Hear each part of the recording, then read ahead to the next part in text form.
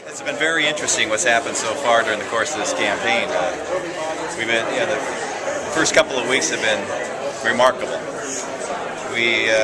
Patty Murray had 10,000 people on our Facebook fan page when we announced, and we passed her in 48 hours. We doubled that in 6 days. We're number 3 in the nation behind Marco Rubio and Rand Paul right now. And they've been at it a while. We've been at it a couple of weeks.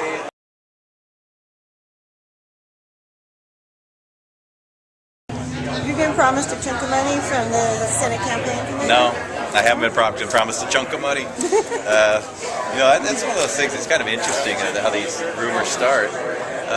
When I went back there, what I was really trying to find out is if they were actually going to have enough courage to put the fiscal trains back on the tracks if they got the majority.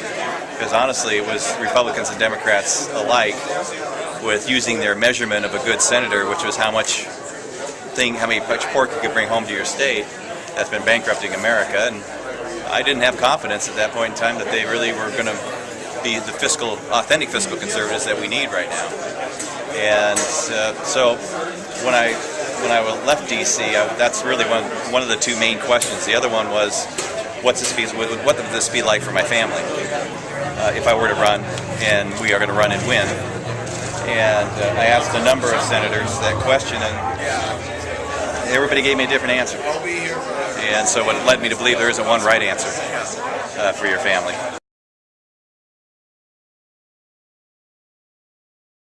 Tell me what distinguishes you from. Well, actually, I'm running for a position to be a U.S. Senator.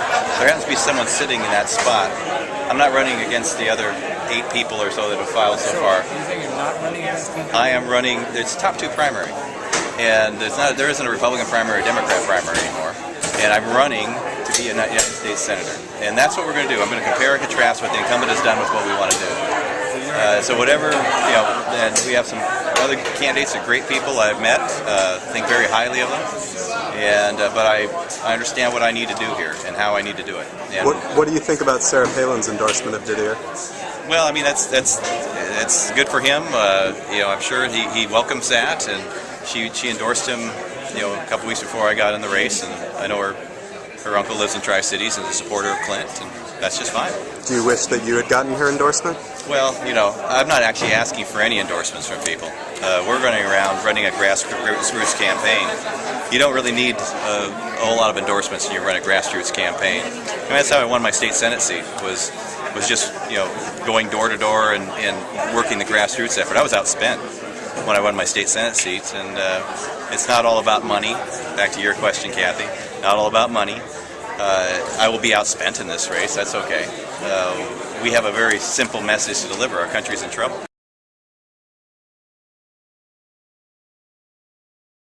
I asked you there about the Arizona law, and you said you've read it, but I didn't hear you say whether you support it or not. Do you support that law? Well, I've been very, very clear about the reaction to the complete failure of the federal policy. Arizona can do what Arizona is going to do. They have different reality than other states do. My point is that we actually need to have a physical barrier. Before we start doing other things, we need to have a physical barrier, a tall fence with a high gate, and that is really one of the keys, because we have to allow legal immigration into this state. It's what's made America great, is legal immigration.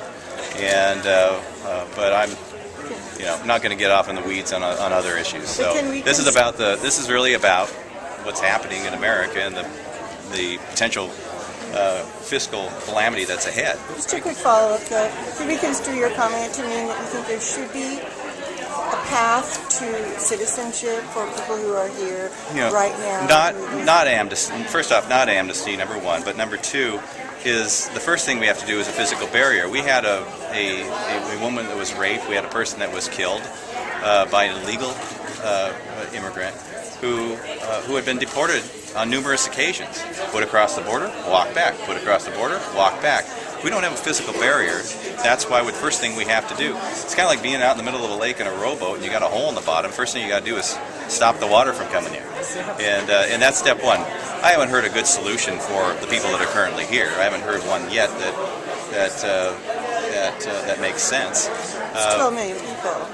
They can all be rounded up and be deported. That was a crime that? that occurred here in Washington, you're saying? The example of the rape? There was one and a rape that was in the newspaper. Recently? I'm just curious I'm which not sure what the date was. incident you're I'm referring not sure to. what the date was. We've got time for one more.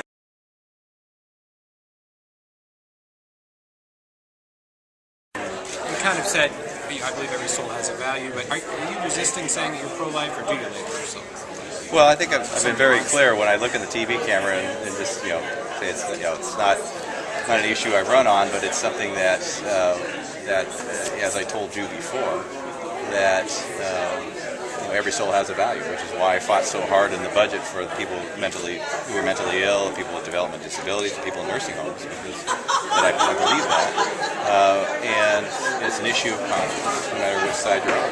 But as that relates to whether a woman has the right to have an abortion,